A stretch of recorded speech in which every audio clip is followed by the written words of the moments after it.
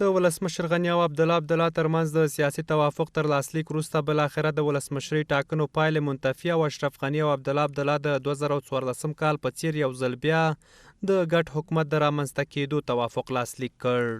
که څه هم له همغه پایله ډیری سیاسي مشرانو غوښتنه کوله چې د ټاکنو د ترسره کېدو پر ځای د سولې ته کار وشي، خو ولسمشر غني بیا پر ټاکنو ټینګار درلود. اوس شنونکي وایي ښه به دا وه چې له همغه پایله د ولسمشرۍ ټاکنې نه وای ترسره شوې او دواړو مشرانو د سولې لپاره کار کړی وای، ځکه د ټاکنو د پایلو پر سر راپورته شوی بحران افغانستان له خطرناک وضعیت سره مخ کړ. توافقی که بین آقای غنی و آقای عبدالله صورت گرفته پابند باشند و ضمانت اجرایی داشته باشند و آنچه که مهم است بعد از توافق اینا و تفاهم اینا باید تمام توجه و تمرکز خود بالای مسائل صلح داشته باشد و صلح در اولویت قرار بده. دغه توافقنامه چې نن ترسره شوه په دې کې باید څو نقاط په نظر کې ونیول شي. اول دا چې د ټولو طرفونو ترمنځ باید یووالی اتحاد پیدا شي. دوهم دا چې لومړیتوب باید د صلح او ثبات لپاره او دریم دا چې تیرې ناکامې تجربې بیا تکرار نشي. په هغې صورت کې به زما په ان باندې د افغانستان خلک او نړیواله ټولنه د داسې یو توافق نه ملاتړ وکړي. د ولسمشر مرستیال وایي دا ځل دوه سری حکومت نه رامنځته کیږي او خبرداری ورکړ چې که دا ځل ورته حکومت رامنځته شي دی به پکې برخه نه اخلي. دوه سره حکومت نه جوړېږي.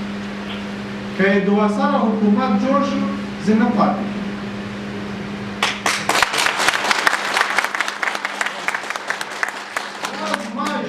خلقو ته ده، خپل زمین ته ده او خپل شهیدانو ته ده او خپل اهدافو ته ده چې زه په دوه سره حکومت کار نه کوم.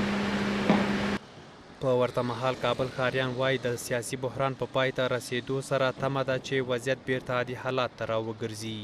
من حیث یک مؤسسه پوهنتون و یکی از کارمندان دولت خوشبین هستیم تا اینکه بتانیم به شکل درست اساسی تا یک حکومت پایدار کار خود پیش ببریم.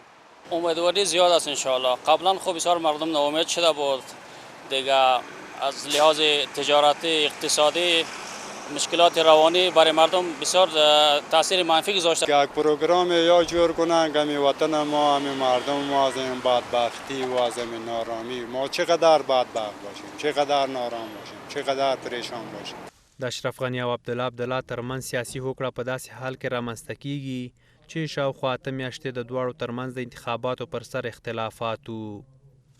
د اشرف غني او عبدالله ترمنځ سیاسي لانجې پر سوداګرۍ او د سولې پر پروسې بدې اغیزې کړې وې، خو اوس چې د دواړو ترمنځ دغه سیاسي توافقنامه لاسلیک شوه، هیلې دا دي چې دغه جوړجاړی به په هیواد کې د سولې پر ټینګښت او په هر ډول سوداګریزو فعالیتونو مثبت اغیزې وکړي. میرویس سلامزوی، کابل نیوز.